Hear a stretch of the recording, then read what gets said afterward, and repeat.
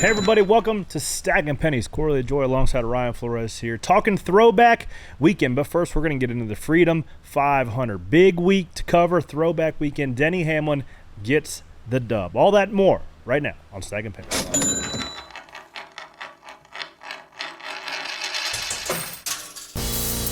Stacking them deep, selling them cheap. It tastes like gasoline, rubber, and victory. We're just out here stacking pennies. Hey friends, Corey Joy here alongside Ryan Flores. How's it going, buddy? It is good Monday morning. A little rainy here in Concord, North Carolina, in the Nonsense Garage. Before we even get to Darlington, buddy, we had a week. We had a weekend for sure. It was a fun one. Well, so Wednesday, Thursday this week was like the talent seminar for Amazon. All the execs coming to town. They rented out Noble Smoke to just introduce us to how they conduct their business, what sort of technology they have. Buddy, they're going to change the game. That's exciting. They're not going to change the game year one necessarily. They're going to ease the fans into it so they can give the fans like a little bit of an expectation of what they're used to seeing, whether it's a Fox broadcast or an NBC broadcast. But they are a tech company first and a broadcast company second. They have the capabilities to take a fan's perspective of a sport to the next level. I was very happy this week when we were flying back from what we'll talk about next down there in Bradenton, Florida with Cletus's race, and we were on the plane, and I was like, we landed and just popped up Amazon Prime and watched practice and qualifying right on the plane as we're taxiing. I'm like, man, that is so nice to be able to do. I was a skeptic as well, right? Streaming's kind of a new thing. I've always just watched it on Fox or NBC, wherever it is on the TV, but it's been so hard to find lately that when you could just pop it up on an app, have it at your fingertips, man, it was great. So it was cool to watch, and I'm excited for what Amazon is. I think the majority of fans, when they heard streaming, they originally thought that that's when you sit in a raft and just float down the river and drink a beer. That's what I think they think that streaming is. Maybe. But the strategy that they have to convert people from linear television to just stream on their phone, it's like incredible. So we had everybody there. Kim Kuhn. Oh, nonetheless, there's Kim Kuhn, there's Adam Alexander, there's Steve Letarte, Dale Jr., myself, Carl, Daniel Trotta, I'm leaving somebody up, Marty Snyder. And they did their own thing. We did our own thing at the NASCAR building on Thursday, like turn the cameras on, red lights, and let's just go run through some topics. And the camaraderie that Danielle's a pro. Danielle Trotta's an absolute pro, especially in a lead type role, especially with just talking to racing guys. Carl's a stud. So Carl, let's talk about what people really want to talk about. Carl Edwards, you bring him, set him in your race car. So that was so NASCAR building across the street from Roush. RFK is on Roush's. Or RWR is on RFK. Yeah. Or RFK is on whatever. So you go, hey Carl, want to come see my race car? Yeah.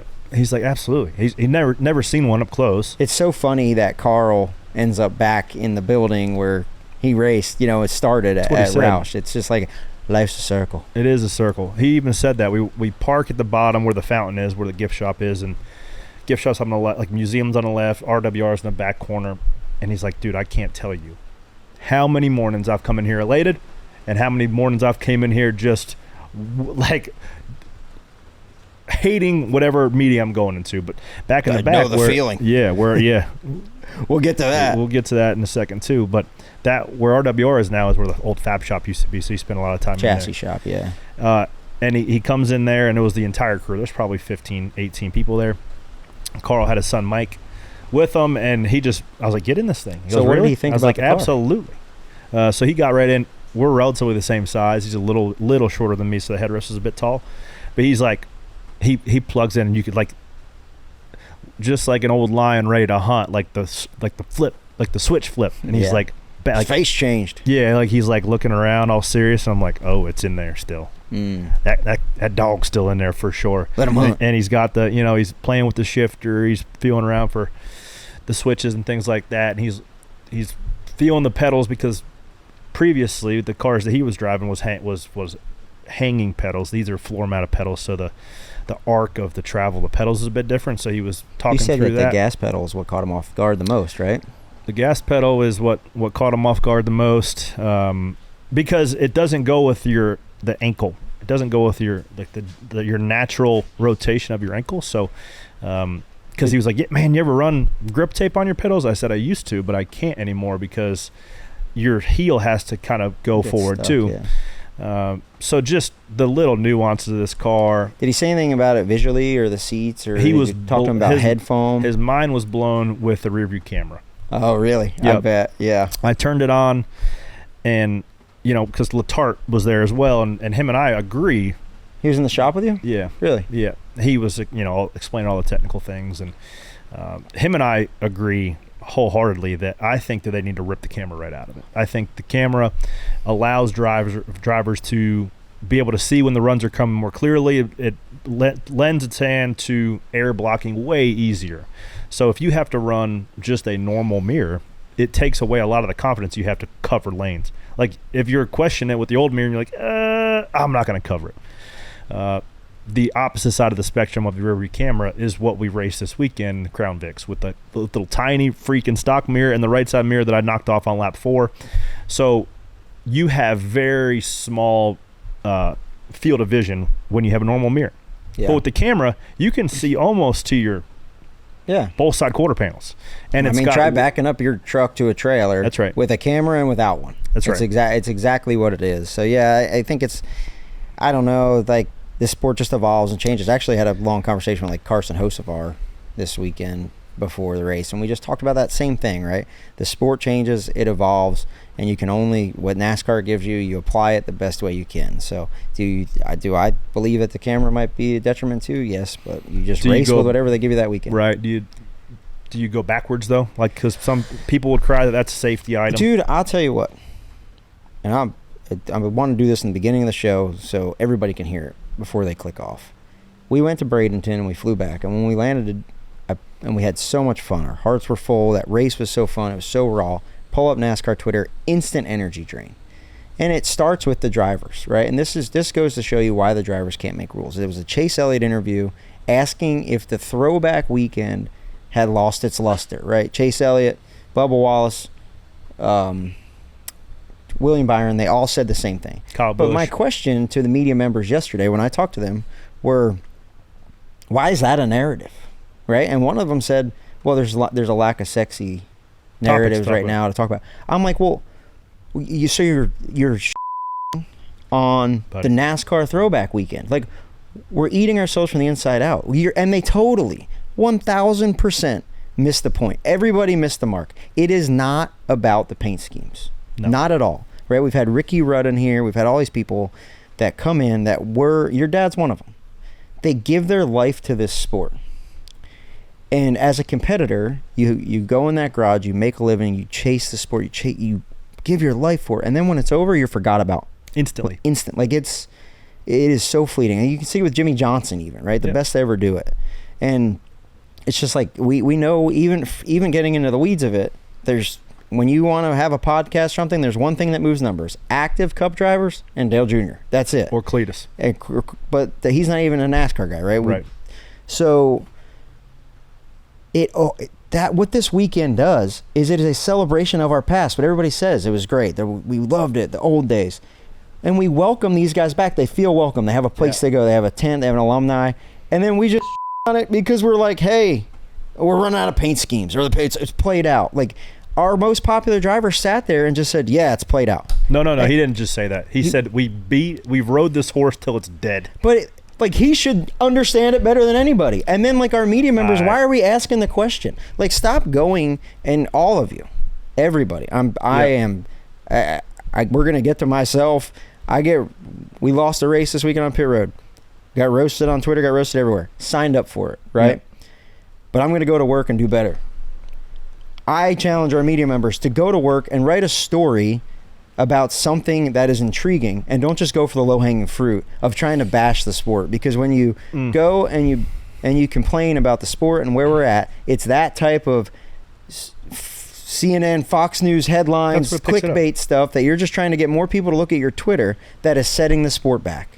Because for me, it was an instant energy drain. So do better. It's not that hard. I was sitting, I showed up to the racetrack. Dad and I drove down yesterday. I walked right over to the NASCAR truck just to like touch base with those guys. see what was going on. Ben Kennedy was in the truck, and we just started BSing about that point exactly.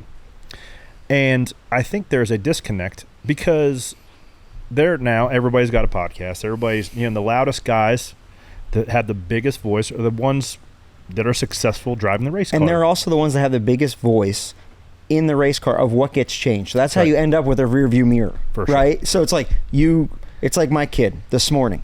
I want donuts. No, you can't have donuts. He's going to kick and scream, but it's my job to say, bro, you're not getting donuts. You can freak out all you want, or you can stop crying and go. Because you know what's better for him, right? I want a rear view camera. No, it's not. Well, I need it. It's not safe. And then you give it to bend a him. knee and you give it to him, That's right? What's the next thing? So the next thing is going to be softer tires, because that's what everybody's crying for. They don't know the ramifications that there's going to be even less passing because they can't make these tires degrade like the people think that they can. And the people that are out here saying they need a softer tire haven't apparently done a tire test to understand what a softer tire does, because I've done it twice. So it was upsetting to me to put a bow on that. It was upsetting that the guys that have the biggest pulse that should have the biggest pulse on the sport and have the biggest influence and the biggest platform are that far disconnected from the actual meanings and the actual points of what is going on in the garage and around the garage. And I told those guys in the NASCAR truck, I said, there's a reason why Bill France Jr. sat in a director's chair at the back of the hauler every day the garage was open. That's it. It's because they had a relationship, because they would articulate, this is what the sports narrative needs to be. This is how we see it. This is how it needs to be done. And they would grab a Dale. They would grab a Bill Elliott. They would grab a Jeff Gordon. Because those guys, they know, carry the biggest bat in terms of what their opinions are. So Carson Hostvar, exactly what I asked him this weekend. I said, hey, all these people saying that you need to change, you need to do all this, and you need to learn. Has anybody ever come talk to you? I said, not one. Not one. And I'm not going to give up any, and I'll tell you off air about the more he said, because it's going to shock you, but it's not my place to say it. But there's nobody, everybody Kyle wants Busch to talk will go about on Pat McAfee's show and talk to me, but he never texts me back. And like to Carson's point, like if he grew up watching Kyle Busch in the brash Kyle Busch era, you think he's going to listen to him? So there's just not that there. And the people that you would think in the garage that used to police the garage are like, hey, keep doing what you're doing. Yeah. Right? It's great. But that is my rant and my opening monologue for just do better. Everybody across the board. Celebrate the history of the sport. Enjoy what we're doing. We don't have a racing problem. We don't have a car problem. We don't have a talent problem. We have a culture, people problem that needs to, that you don't need to make up storylines that don't need to be there. Enjoy it. Enjoy having Greg Biffle there doing a burnout in the pace car. Enjoy having Carl Edwards. Enjoy having all the Wood brothers there. Enjoy having, just all the people that you see in the garage, from Robert Presley to your dad to the ones that have been there time and time again. It's not for this is the only drivers. sport. If Kareem Abdul-Jabbar Ali goes to an NBA game, they're rolling out the red carpet. He's sitting in the front row. If God rest his soul, Bobby Allison was in the credential line at Daytona 2 years ago. Yeah. Right, so like as a sport, this is our opportunity to do better for them. That's right. Freedom 500 was badass, though. Yeah, fast forward, something really fun. So it was me, you, and Sean Brennan. Go down there, loaded for bear. They're giving out a Mercedes Sprinter van or a brand new 2025 C8 Z06 Corvette. I went down with only one intention. That was to win the Corvette. So we took a 6 a.m. flight on Friday. Connecting flight. Yeah, connecting flight. I told Corey, really last time I flew to a short track race with my Cup driver friends, we took a private plane to Volusia. Now, we're connecting in Atlanta. When there is a direct flight right across the gate. I'm like, what about that one? I don't know why it didn't show up on my Amex Travel. Anyways, well, to be clear, your other friend with a plane is Joey Logano. I'm part-time. He doesn't own it. He just rented it. Okay, sure. So anyways, we fly down connecting flight to Bradenton, Florida, Sarasota. Because you didn't think you were going to be on the connecting flight back. You thought you were going to be driving a Corvette back with Sean, and I was going to be the only one on the connecting flight. I know. Now it's all making sense. I was 100%. I knew that I was driving that Corvette back. We get down there early, brought some decals. We freaking cobbed these decals on there. Luckily, we ended up making it look halfway decent. They look good. Shout out to those guys down there at the Freedom Factory, because those guys are getting 30 Crown Vics ready. old police cars. They're mounting seats in them, putting belts in them. There's a lot of work that goes into that, and they don't take it lightly. Like they don't take it lightly, nor do they ask the drive. Come, it's just an invite. Bring your helmet. Bring your helmet and drive. And I fast forward. We talked to Cletus last week on the show, and I ended up doing the pit crew stuff with those guys and being on the infield, and even more so, the lead guy Dave ended up. It was really hot, and there was a lot of work and a lot of stress on those guys. I think he ended up like having like almost like a heat stroke situation. Did they get him cooled so he down? was in the ambulance for most of it. So I was helping him move the cars and stage the cars. Like, yo, what do you need? Hang on. So tell me about this. So first caution comes out. They have another Crown Vic with Summit stickers on it, and it starts like catching on fire, like it's got an oil leak or something. And all of a sudden they pull it down. They pull it down in the infield so I was like, that thing's on fire. So I'm in the infield. Everybody leaves. I'm in the infield with all Cletus's guys to pit. And there's like a couple guys that really know what's going on, and then a couple helpers. Well, like one guy like grabs a fire extinguisher, starts running towards, like, get back, stop. And this Crown Vic just blows sky high. And they're like, that we knew that was coming. Like, it was part of the show. So they knowingly set the pace car on fire for and blew TV. it up with a can of gas. Yes. That's awesome. It was the Savannah Bananas of a short track event. That's exactly what it is. They have a snap-on truck with a big block in it. Like, they do a great job, and it's really refreshing to see.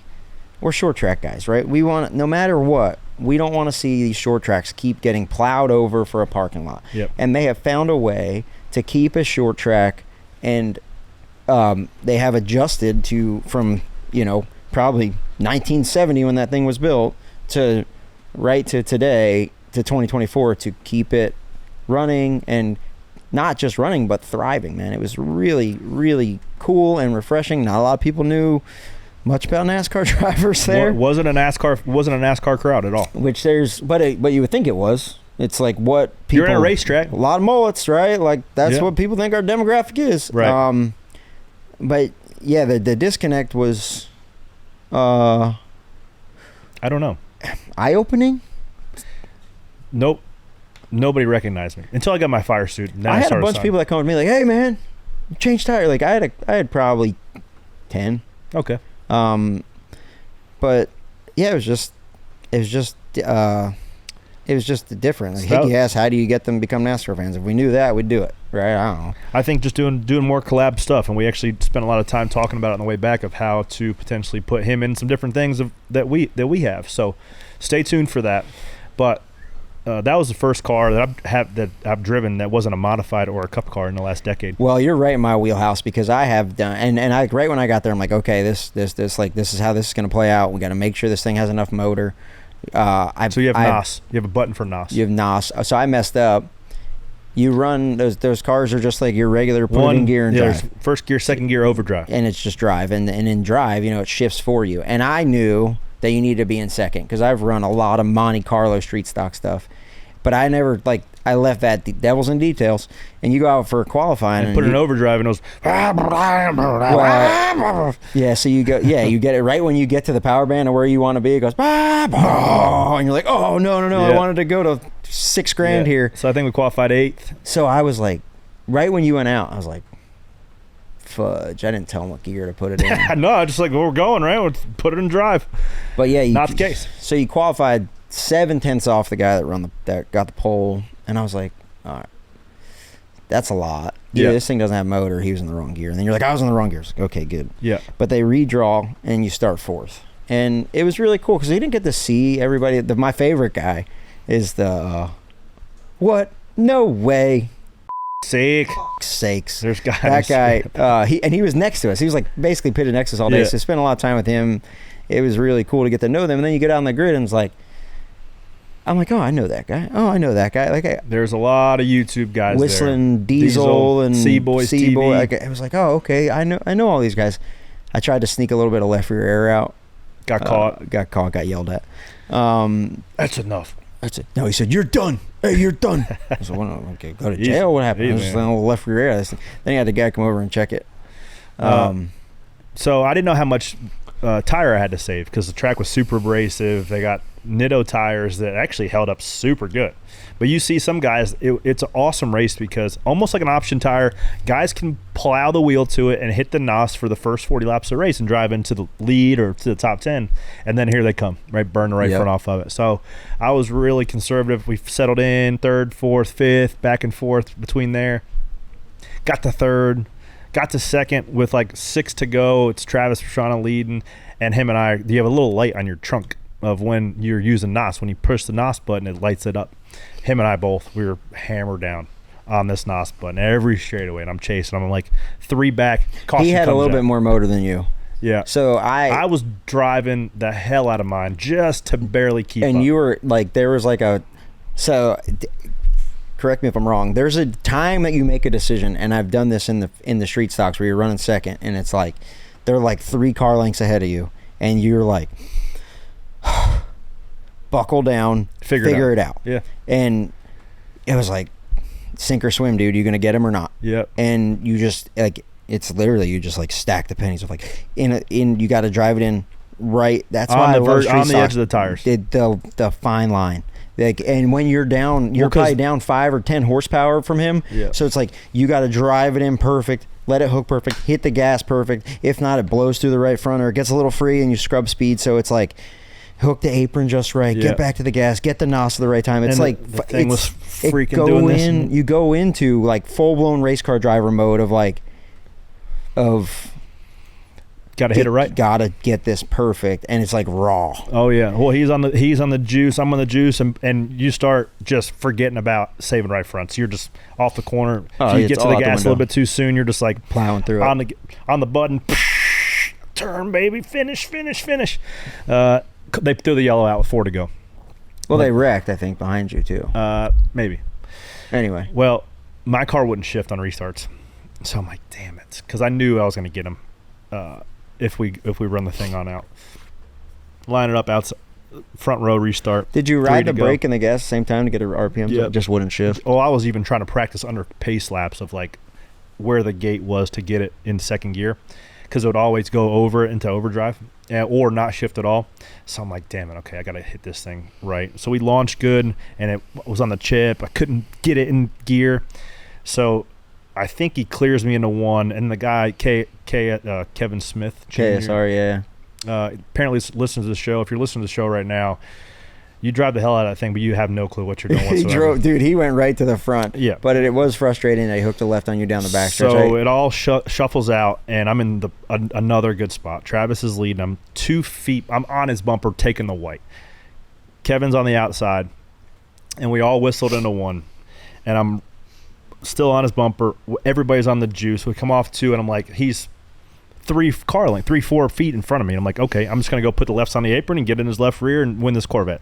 Done. Yep. And I'm like, I'm on the juice. Next thing I know, the guy on the outside, Kevin, if you're listening, still don't know what you're doing, hangs a left, 90-degree left down, like drives us into the infield grass. Like the first one I was like, okay, and then I was like, oh, he's mad, because from where I was standing, I was on the I was on the infield doing the pit stops. I left this part out, and they were like, yo, you gotta. There's like 20 to go, and I was spotting for you at the time, and they're like, you gotta get across the track. Hang on, so you'll appreciate this, guys, listening. So it's as redneck as you can get, because I had my phone in my fire suit with wired headphones, and I had the receiver in one ear and a wired headphone in the other ear, and when there was 20 to go, I just pulled my phone out and called him and put it on mute so he was like just talking to me on the phone. So I went to I was like talking to him, spotting. So I'm spotting from the infield, standing on a golf cart. Well, then they're like, yo, you got to cross the track. And I'm like, no, I'm doing the pit stop stuff. They're like, no, we're about to blow everything up in here, and us 5 are going to go hide in those 5 cars, and you got to get across the track so you don't get hit by a firework. And I'm like, bet.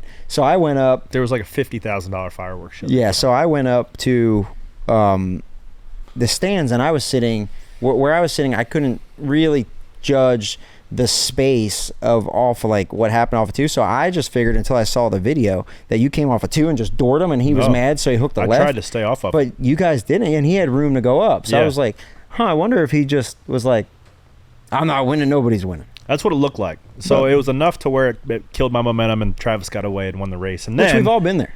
And I feel as though I don't know. I was frustrated he didn't win, but I feel as though everything happens for a reason.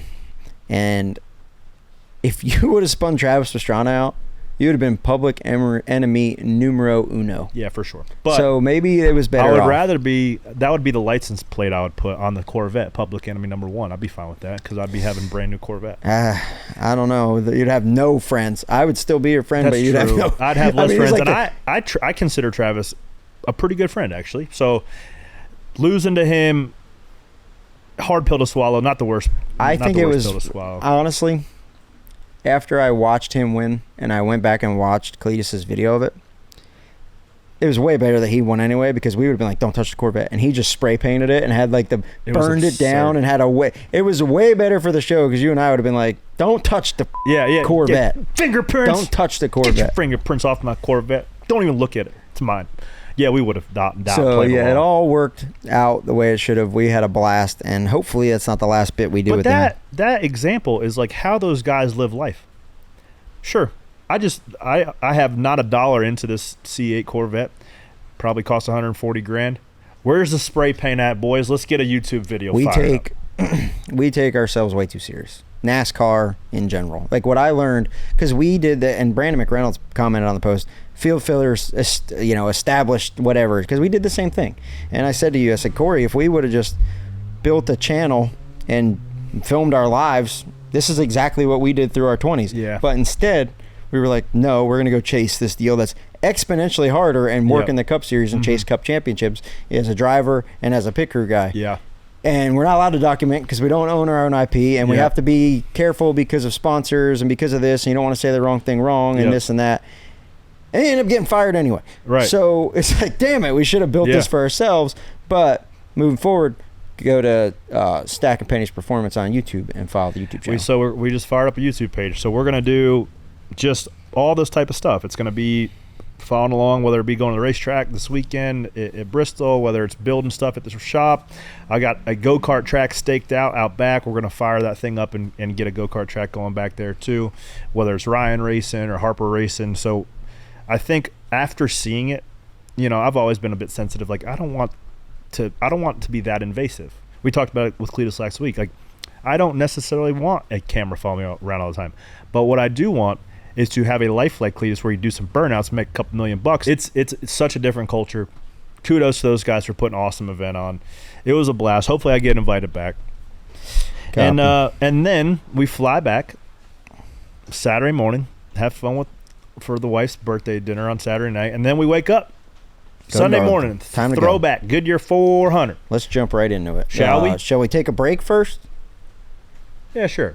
Yeah, let's collect our thoughts. We'll come back. This. More Stack and Pennies coming up right after this.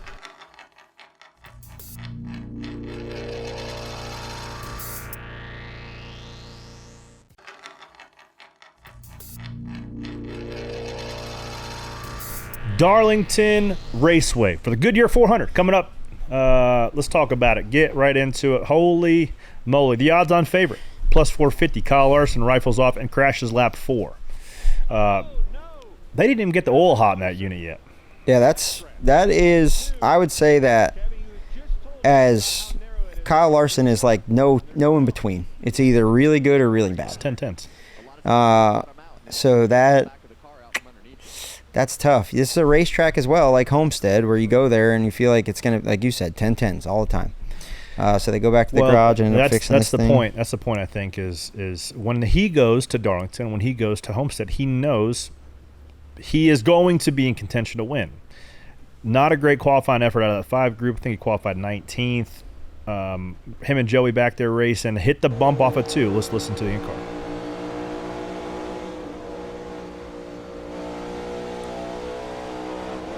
There it goes. He hit the left front. Well, you clip the left front on exit there if you're on the bottom. New tires, your window of slip is very small, so if you get that right rear tire unattached, like, I'm sure he touched the left front and he's like, oh, I'm spinning out. Well, like, what's going on here? Like, that's how quick it happens. There's a couple really big bumps in that transition. You guys heard them talk about in the broadcast all day, how bumpy it is off 2. They can't even exaggerate it enough. It is like almost a jump.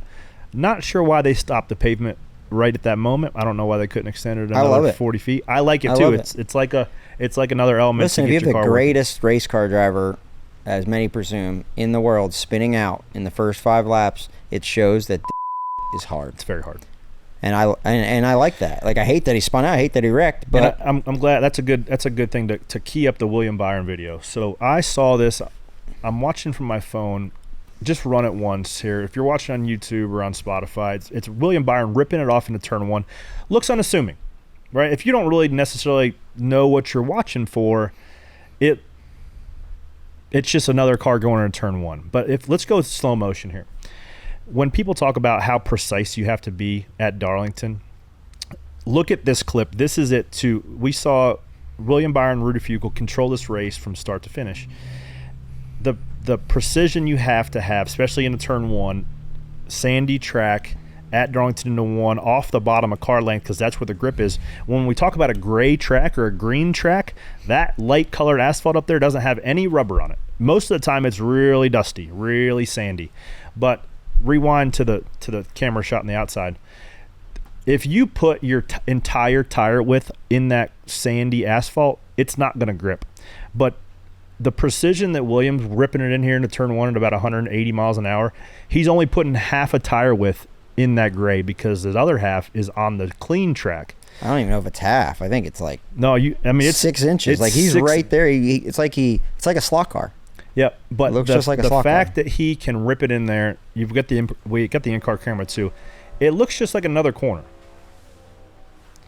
But if he gets his right side tires all the way out of that black into the sandy gray, he's in the fence. So people want to sit there in the grandstands or on the couch and say it's easy. That is as precise It's like that as you Bleacher can get. Report racing. Like, how would you do if you were in a NASCAR race? Oh, I think Oh I'd probably my run God. top 10. I think I'd finish 5th. Oh, I'm definitely going to win. Like, the people who said they were going to win, I'm Do we fine have that with. clip? Hang on, let's react. But the Do we people have that said that they're going to run top 10, I'm like, oh, man, that's tough. But yeah, so then we fast forward. Hocevar crashed a couple times as well. He's been on a heater lately. I don't know what happened with him. Well, you live by the sword, you die by the sword. Clears himself on Riley Herbst. That's a hard angle. So plugging it in the fence too doesn't help. So he hit the fence off of 4 first, bent the toe link a little bit. Then he really, really does a number on it coming off of 2. Brings out the yellow. They get the toe link fixed, and then at the end of the day, the performance is knocked out of that car. The upper control arm's bent. Then you're scrolling through X, and then you hear how he's got bad luck. I don't think that's luck. This isn't luck either. The 24 was just sick of those guys, I think, at that point. Well, Hocevar was on new tires. Yeah. 2 laps down, trying to get back at least to 1 lap down. He's not but doing anything still, wrong. we saw lap cars change the complexity of the race multiple times this week. Well, like, Hocevar probably could hook the 24 there too. And he kind of gave him a break. Yeah, So the 24 is like, dude, what are these guys doing? Get out of the way. So 77, 2 strikes. At that point in time, what else are we looking at here? So then Blaney charges to the lead. So we started in the back, then we blew through our pit box first stop, kind of lost some track position. Then flipped to stay. Like, we just kept kind of losing track position all day. And then we have a tough pit stop where we come in like 4th or 5th and go out like 15th, 16th. What happened there? Jordan missed left side jack post. We'll probably talk about that in Boats and Wheels. So Hassler, I just love like the look of satisfaction or like the look of intrigue on MJ's it's like he's face watching kids. Like, look at these guys. Hey, look at these guys ball. Look at Blaney. Doink. See ya. Oh, that was a move with 4 to go. So I love the little right rear quarter panel. Gave it to him. Gotta admit, a lot of noses on the 5 car this weekend. several noses on the 5 car. Terry Labonte was not pumped up with that. I don't know why. Like, listen, here's the thing. Everybody, I even got a message this morning about this. I want this to happen, right? Like, I want to win the race, right? But like, as a pit crew guy, if you don't want the opportunity, we're having a bad day. I want to just win the race. You're Don't having get a bad me day wrong. on pit road. We're having a bad day on pit road. We're having a bad year on pit road. And we go this whole week, right? Tough conversations all week. Get better in practice. Go to the racetrack. Blow through the box on the first one. and we're just having out of rhythm. Just not a great, like when there's one algorithm for success on pit road, and we see it time and time again. It is, and it cannot. They can tell you, people can tell you whatever they want. I've been doing it 20 years. I know what it takes, as good if not better than anybody, to succeed at this level. And the algorithm, the equation is this: you have to have consistency. Consistency builds confidence, and confidence builds speed. You can't skip it. So you go all week and you get consistent and you get confident and you build speed, then you bring it to the racetrack. Mm-hmm. And you want to build that during the race. So the minute your first stop doesn't go good, it's kind of a chink in the armor. And then we have to end the second stage and start the third stage. We're in the race. Is that because you start then thinking about it? Okay, let's not do that again. It's just it's a factor of things, right? But it's momentum. Mm-hmm. Momentum's a cruel mistress, right? Mm-hmm. But you got to ride the momentum, and the more momentum you get, the more confidence you get, the faster you go. So where I was going with this is, everybody wants to say, "Oh, Kyle shouldn't have been out there." This, that, anything. It's not Kyle's fault, right? He spun out. I don't know what they were doing, but he spun out. But it's the same for everybody. And we'll get to the pit road stuff in boats and woes, but if we're having a bad day and with like 10 to go and Blaney's charging and going to pass the 45, I looked at my guys and I saw their face and I said, listen, if the caution comes out and we get a chance, we pit like the champions we are. And that's it. We have the confidence that we're the best team here, and it's us. And we'll get to what happened on the last pit stop in the end, but the caution comes out and it's like, here's your chance, let's go. That's why you do this job, is to have those opportunities. Pressure is privilege, and have that chance. Pressure is a privilege, and you want to be in that position to do that. Now, just to work to get in that position to be at the top of the mountain to win that race, a lot of people will never understand. When you get in that position to win that race and you're racing for wins, sometimes you lose. Yeah. And it's hard, fortunately, man. And the thing that I love about my job is that in this sport, you can sell sponsorships, you can make excuses, anything in this sport can pretty much be bought and sold. Yep. Or justified. That square right there, and those 5 guys in that square, it's the circle of truth. You either put the work in or you didn't. Yeah, that's right. You can't buy it. You can't fake it. The clock stops when the car stops. And at the end of the pit road, when where that line is, you either put the work in or you didn't. And the 11 team put more work in than anybody this weekend. From the driver, maximize the lights, to the pit crew being 6/10 faster than everybody else, to just the execution of the day for them. And that is when people come to me and like, oh, sorry, don't be sorry for me. Man in the arena here. I know what I signed up for. I love this shit. And if I get... if we get replaced or what, it's the same thing that happened with the 5 and the 7 this week. That's what I signed up for, but I want all of the smoke. Mm-hmm. And that's what you want to do. Give me the smoke. So I am not mad. Like, people are like, man, you should be mad at Kyle Larson. I'm not mad at Kyle Larson at all. He wrecked. Think he wanted to knock the nose off that thing twice? No. Well, if it was an incident on the highway, Bubba Wallace is getting that ticket. But nonetheless, he did just check right up. But I spent a lot of time thinking about, like, why did they do what they did, the 5 team, of rebuild the thing for one position. And I could understand the effort for 2 reasons. One reason being they lost the regular season championship by 1 point. 2, for practice.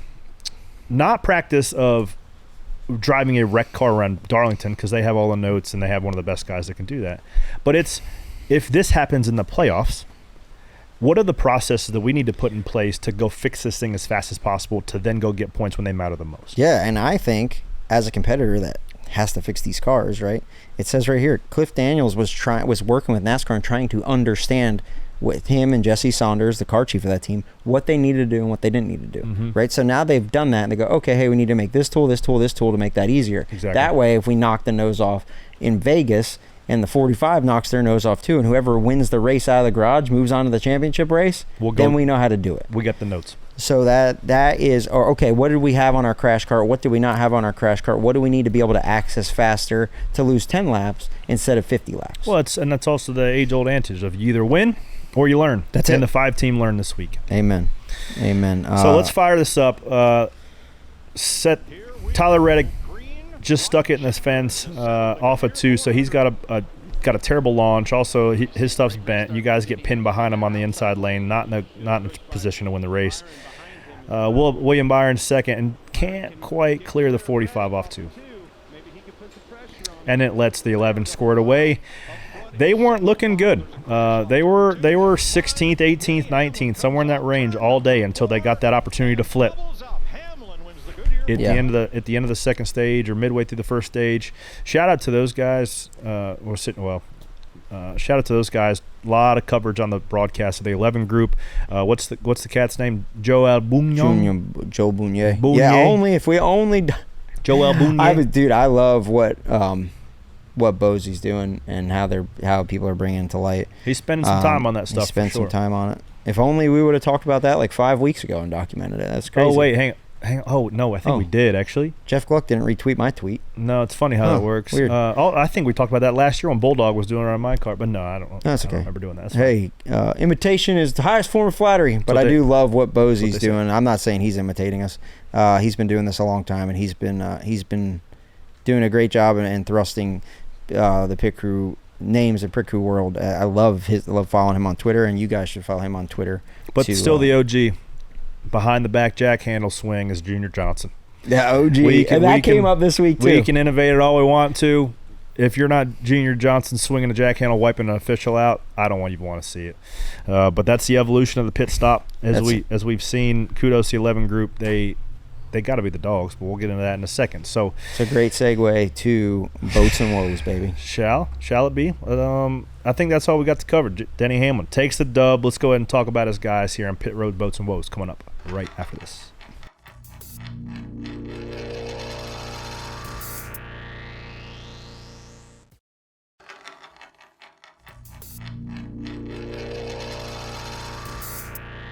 And we're back. Time for some Pit Road Boats and Woes. Several woes this weekend. Interesting, though. Let's talk about the 5 pit crew swap this week. Going from the 7-team guys, these guys are absolute dogs. Spent a lot of time with these guys over the last several years. Bulldog Jackman was probably one of the first ones to go behind the back. Jack Rip. Eric Ludwig, yeah, he changed the game. Moss on the rear, Stallings carrying, Jafar in front. Those guys are a fast group. I was thinking of I think it's the comparable of you've got, if you go F1 analogy for a second, if you're pitting for the Racing Bulls and then you get the call to go to the big house. Like Liam Lawson and Yuki Tsunoda. Yeah, or even the pit crews. It's right? a lot the entire pit crew of Racing Bulls going to the F1 main car because if you're using that analogy, it's just like it's the same thing. Like that's what Spire is to Hendrick. It's their Racing Bulls, right? That's why I use the analogy.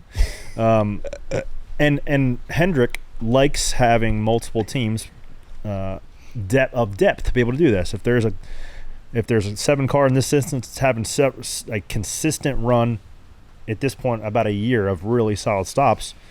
And why would they? Because I heard Cliff's interview. Not a bad word to say about that group. We just wanted to change it up. Okay, so let's just start at the beginning. Yes, Spire, all of those guys, the Spire guys, all the guys in the 5, all the guys on the 24, the 9, the 77. They even do maybe they do the 47. There's a lot. And Hendrick has farm teams like you would. The best way I could describe it would be like a house car would be like the Yankees, and AAA. The 7 car would be like their AAA team. But it's always a competition to be on a house car, right? And the house cars are 5, 24, 9, 48. Pays more. At Gibbs, it's the 20, the 19, the 54. At Penske, it's the 2, 12, 22, and then the 21's like right there, and then we have the 38 and the 34. And it's always a competition. You want to be on a house car. The bonuses are better. You want the smoke. You want to win. That's what drives you. So all of these guys have been working towards that, like you said, and they've been very fast at the racetrack on the 7 car. One thing that I thought was interesting is when you look at the guys that got replaced, Calvin Teague, Brandon Johnson. Calvin Teague might be the winningest active pit crew guy on pit road. He's won championships on the 48 car. He's won championships. Same thing with R.J. Burnett, the carrier. They've won championship with Jimmy Johnson. They won championship with Kyle Larson. They've won all the races that Kyle Larson's been a part of. A lot of the races Jimmy Johnson were a part of there at the end of his career. These guys, these guys were even on the team, you know, like I said, when Kyle Larson won the championship with 5 Nut. And they were that part of that 10 race win season. They were also one of the best teams of the year last year. But when I looked at the numbers this year, I looked at the 5 and where they were ranked, and they were ranked in the top 5. But what I didn't take into account right off the bat was that Brandon Johnson and Blaine Anderson, the front changer, were suspended after COTA. So for 2 races, Ludwig and Jafar filled in on the 5. Did Cliff see something there that he liked better? It's never an easy decision. And Cliff leads a lot like Chad did, and Chad would do this quite a bit.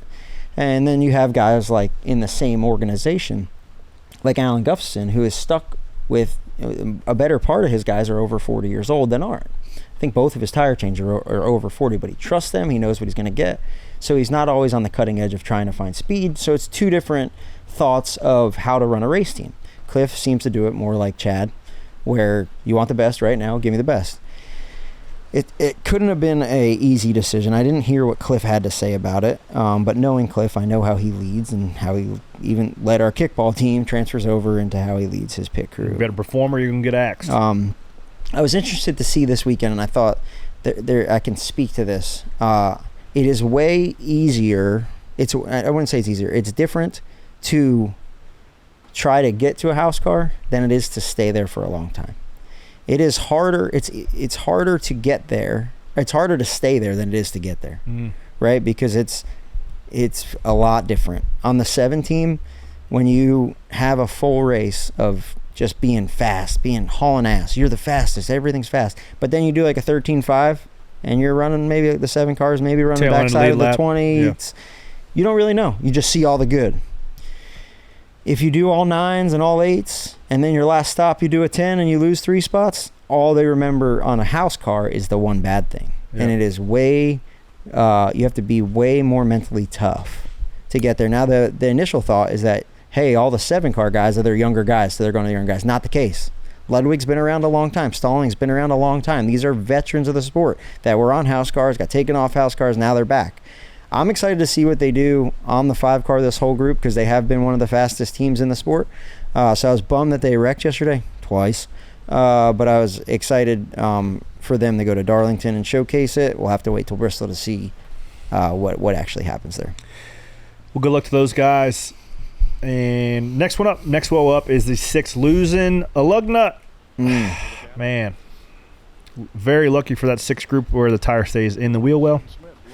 So the 6 is Coleman Dollarhide's changing rear tires. He may be the in age oldest tire carrier on pit road. We'll call him most veteran. And he went over to this. He was with us last year on the 21 and then the 38, I think. And he went over to RFK to just work in the shop and be a backup.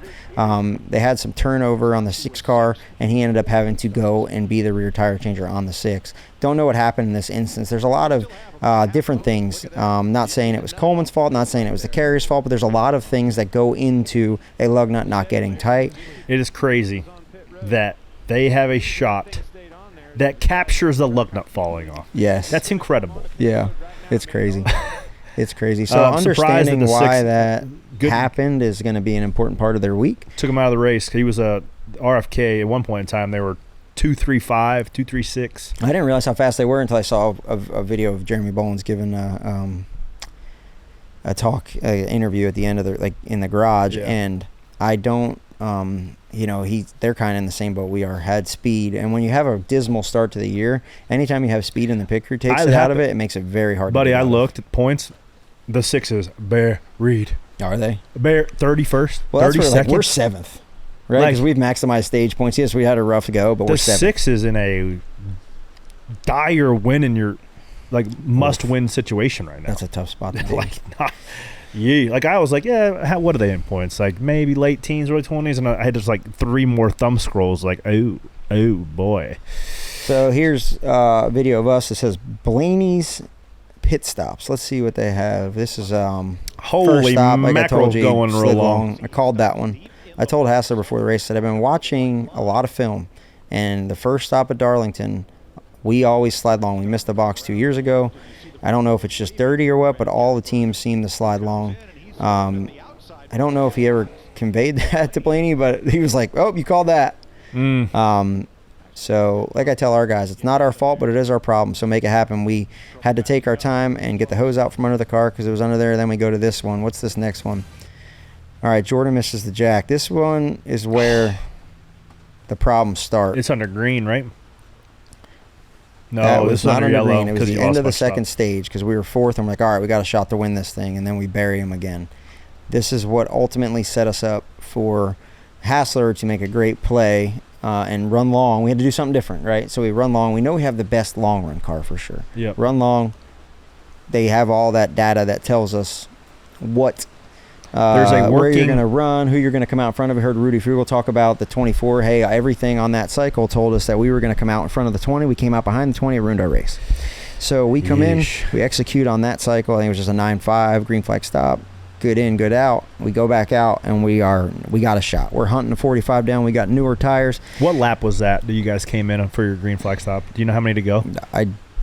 Because guys pitted. I know the 45 and the 20 and the 24. Well, the 24 went a little long, but the 45 pitted with like 57 to go. I was like, whew, there's a lot of meat left on that bone on 55 lap tires at Darlington. Yeah, buddy. we went quite a bit longer than everybody else. So we had 5 to 10, sometimes even 15 lap newer tires, and some of those guys, and you're just mowing them down. One lap newer tires, you can see a difference for sure. So here we go. Last stop, we come in. Now let me preface this. Not making any excuses, but when you are going against Denny Hamlin, there was the Killer Bees. Remember back in the day with Matt Kenseth? Denny Hamlin's the new Matt Kenseth Killer Bees. He maximizes pit road better than anybody. So you're already like... It bites him in the a lot of times too, but the juice is worth the squeeze in an instance like this. In an instance like this. So it's like, all right, you're a half second down to them already. What was interesting to me, come in, it was clean. Right front was a little slow, getting in the hole, and then I go to push the car, but like that cost us sometimes a 9.3. So that was a little bit slow too, having to turn out around the 88. So like now we're just stacking tenths, right? We're stacking pennies. The 45 car did the same exact stop time we did. If he leaves a lane, we come out at his door, we beat the 24, but he merges in front of you. That's the curse of being down pit road like that. You're at the mercy of these guys just turning out in front of you. Denny Hamlin beat everybody by like 6 car lengths. So not only did he maximize pit road better than everybody else, they did a stop that was 0.6 of a second better than everybody else. They did an 8.7 on our watch. You're going to see, I'm sorry to all the NASCAR fans, and I'm working on it. You're going to see a lot of different numbers. It's because we don't have a standardized system, but we're going to get there. On what I can look at from the data that I see, they did an 8.7, we did a 9.3. It was a 0.6 of a second difference. The 24 did an 8.9 or 9 flat. They were in pit stall 1, so they had that advantage. And the 45 did the same thing. We did a 9.3, but he didn't have to turn out around a car. So you stack all them pennies, and you go out fourth, and you've taken yourself out of contention to win. I tried to go over to the 12's radio after that to see if he was like doing a full-blown Cole Trickle meltdown. I come in the pits, I'm lean. I leave, and I'm fourth with 2 laps to go. All right, now, Cole, take it easy. Son of I don't think he had anything to say. Yeah, I don't think he had anything to say. I don't know. And that's it. Like in that point, put that clip in, Sean. Don't put that clip in. In that point, it's just like, put it. Yeah, I don't know. It's just like, I don't know. Well, there's nothing to say. What do you say, right? What is yelling like that going to do? There's no championship culture in doing that. Yeah, right. It's good for the movies.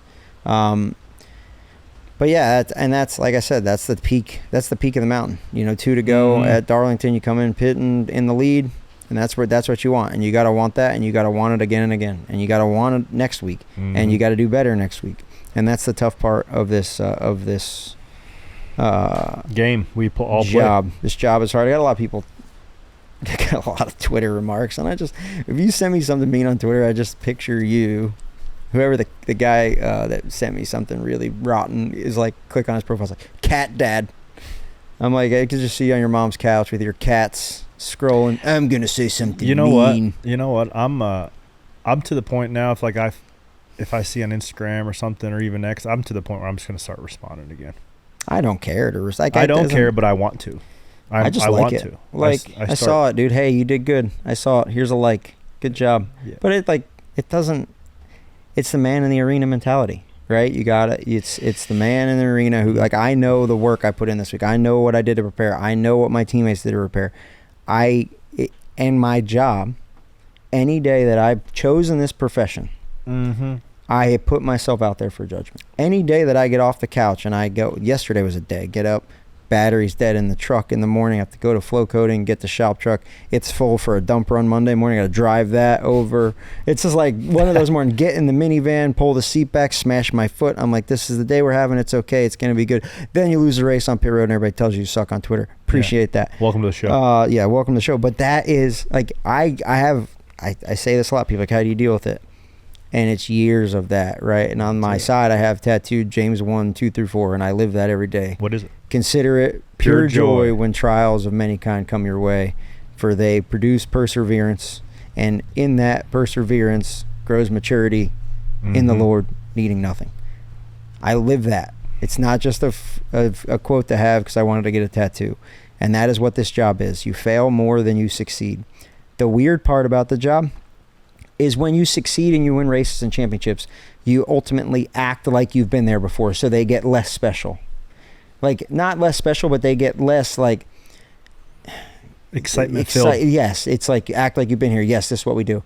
The highs get less, like, the highs get lower and the lows get lower. For sure. So, like, the lows get worse and the highs don't really match that. Yeah. But that is part of being a professional, and that is what you do, and you got to get back up tomorrow. And look, like I said, if we all were to get replaced, if I was just to get replaced, if somebody was to get replaced, that's part of the job. This isn't my job to own. It's not. It's here for the taking. I got to earn it every week. I'm excited to get to work this weekend. The guys that have been working, Dogs of the Week. I didn't want to do it because I got drugged, but it's the 11 team. If you want to know all their names, go back and listen to last week, or go to Twitter somewhere and find Joel showing how he runs around the front of the car with the jack. Shout out to those guys. Good job again. You're not getting an Instagram clip this week. Penny, for your thoughts. Got some questions. Fire them up. First one comes from AYMELLOO. Amelo. Are you running this Wheelin' Tour Modified race? Are you running the Wheelin' Modified Tour race at Loudon this year? I'm working on it. That's the goal to try to go do. Awesome. I can announce that I am going to be running a late model at the Cars Tour race. Nice. Let's go. It's going to be on FS1. It's going to be on FS1. Dale Jr., Kevin Harvick. Heard it here first. North Wilkesboro. Excited about that. Alex W33X. Did Skip Flores freeze up when he saw 5 lugs on the first Crown Vic pit stop? I did not freeze up. I am a born and bred street stock kid from Wall Stadium. I love it when some box comes rolling in, needing a tire change. That is what I live and thrive on. I've just found a way to wear a nice fire suit, have a podcast, and do it for a career. But my soul lives in the back of an open trailer with a Sawzall, getting some 1988 Monte Carlo back on the racetrack on a Saturday night for no money. That is who I am at the core of my being. That's exactly what it was on Friday night. Lightning Butterbean Queen 03. So I've got this joke going because I have mispronounced. He says, "What is my name?" This fella's name, and I will continue to now mispronounce his name. I just make up a different name for Brendan Queen every time I say it. So it's going to be Brandon McQueen Lightning Butterbean Lightning McQueen. Edward. You said, "Is your middle name Edward?" He goes, "No." You go, Brandon Edward McQueen. He went down there and raced too. He pulled out his ID. He's like, "You want to see what my name is, man?" I said, "Sure, let me see it." So I looked at his whole name. I was like, sure, yeah, that's not right. And I was like, yeah, your middle name's Edward, right? And he goes, no, it's not. It's Brandon Edward Lightning McQueen. So that's what Brandon Butterbean Lightning McQueen. I hung out with him quite a bit, man. He was good. You guys went back out to the front stretch, and I just sat there, and Michael Walter pulled in, gassed. And buddy, it was hot in those things. He was gassed. He didn't want to get out, but his daughters were there with him, and they had some of the Michael Walter beer, and I had one. It was so good, I went and bought a 6-pack. It went down smooth. It was really good. I just sat on the hood of this Crown Vic and drank a beer with Brendan Butterbean Queen.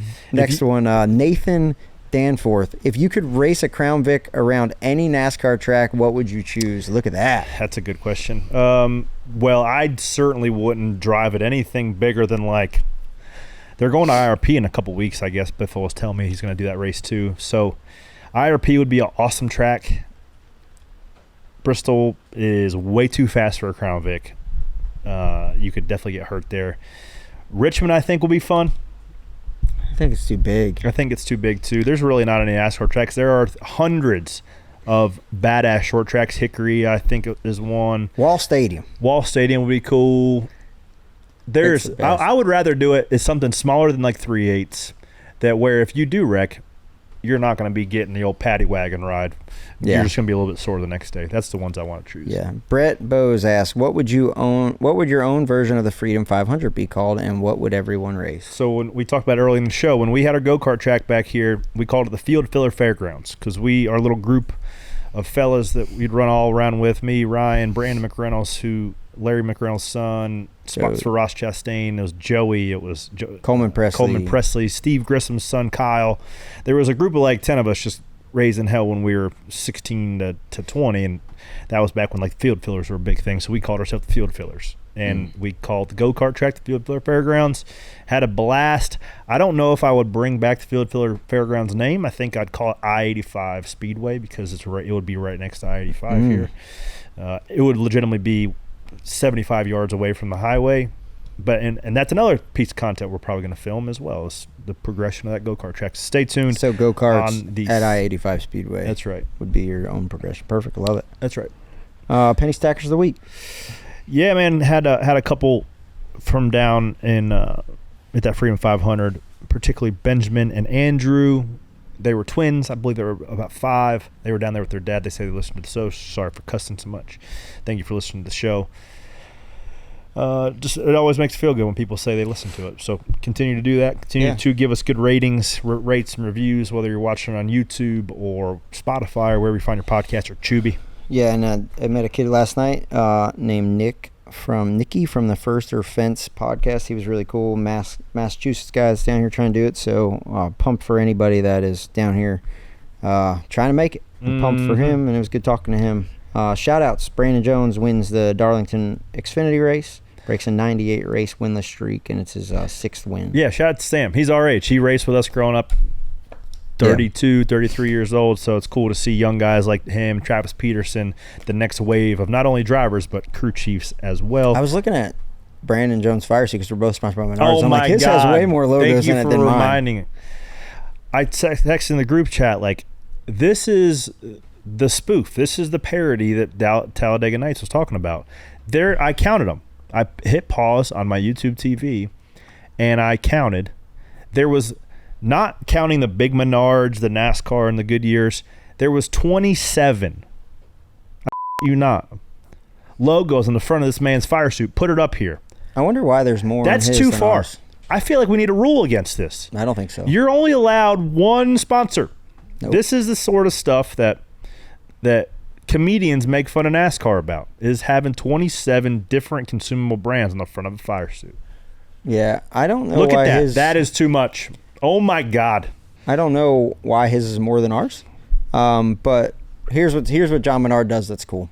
It's and this is what a lot of the sponsors do. You get a sponsor's placement. Well, if you come in, get a sponsor placement. No, if you come in and you sell, your product gets sold at Menards, then I think you're responsible for being on the race car. Yes. Which is great. It's B2B. It's a great way that it works. I don't know why his has more than ours, but it looks good in Victory Lane. Anything looks good in Victory Lane. Shout out to Brandon Jones. In that 20 group, what else we got? I already talked about what grinds my gears.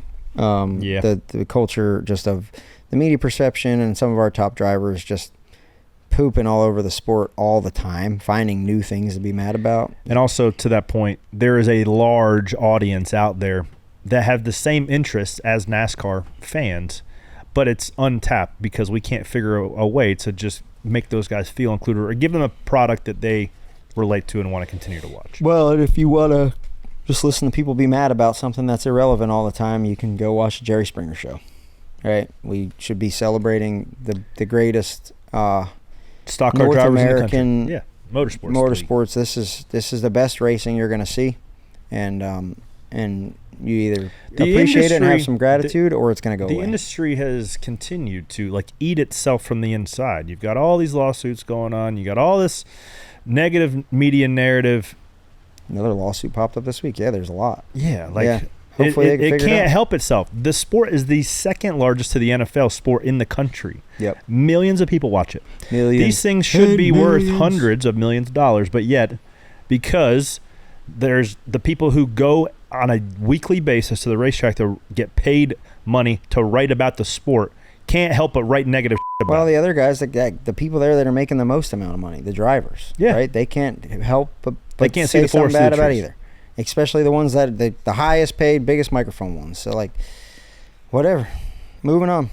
And listen, I'm not saying you can't call a spade when there's a spade, right? Cautions, the stuff Sure, that NASCAR sure. misses, I get it. But There's platforms in dig- which to do that. Go walk into the NASCAR hauler and have the conversation. Don't go and sit in front of a mic or on social media and do it. I like my job. I like NASCAR. It's provided a great career, and I really enjoy the racing as a fan, and as I just have a lot of gratitude for it. And I hope that the other people that have made a way better living than I have can take the blinders off and find the love for the sport again. I don't. Wait, that ship has sailed long ago. Yeah, well, we'll see. Yep.